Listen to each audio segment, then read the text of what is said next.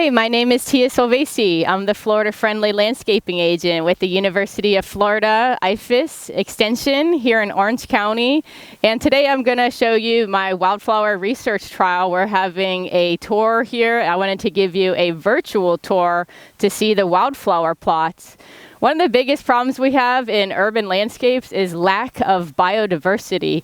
So life, diversity, many species of life. And one of the easiest ways to bring in more life to our urban environments is by planting wildflowers and planting them from seed. You can buy seed very cheaply, have it delivered to your house. And the plots that we'll be seeing today are planted from seed of different native and non-native wildflower species. So let me show you the garden.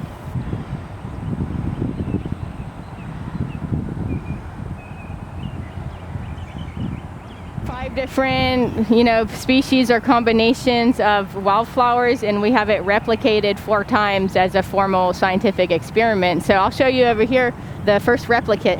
So these are our wildflower research plots, and we have each of the species planted in about a 4-foot block.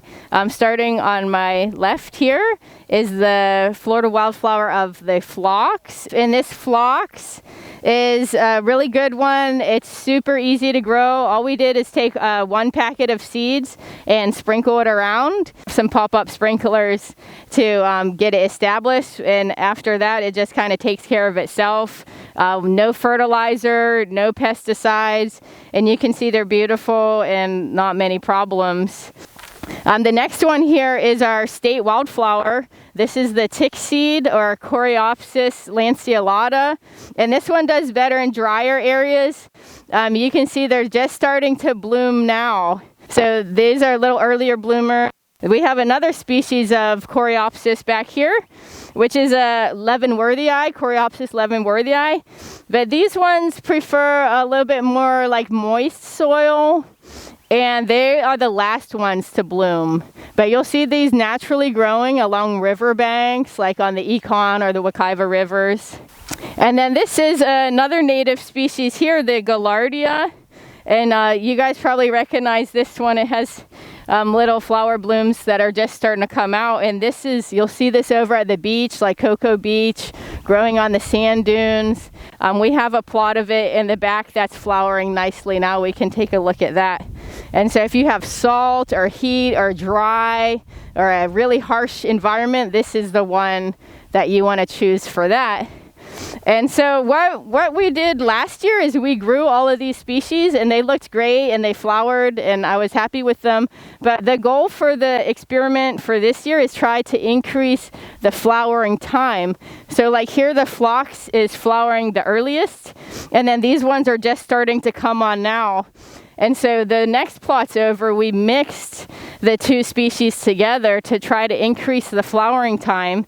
And then we're also trialing plots like this, which is another mixture of native and non-native seeds. So these bright orange flowers, these are calendulas, and they are really blooming nicely.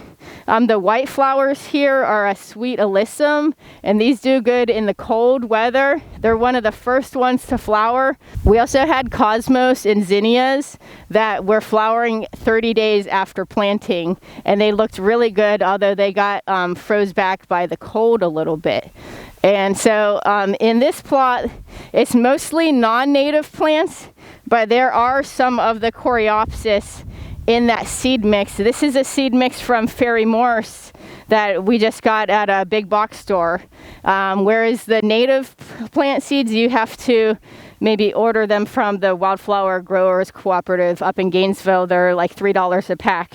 So we want to make it, easy. Like, this is the low-hanging fruit of how you can add biodiversity to your landscape. Just like one $3 pack of seeds, sprinkle them out and let them grow. So we're working on like what's the best mix. This calendula is doing great. The sweet alyssum is doing great. All the natives are established and doing great. So I'll show you a couple more plots of the mixtures.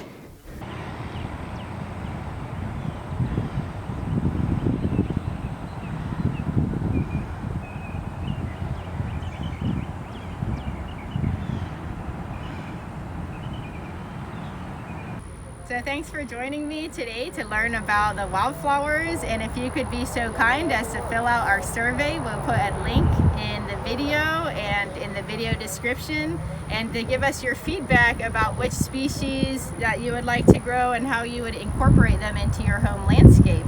So thanks for joining us.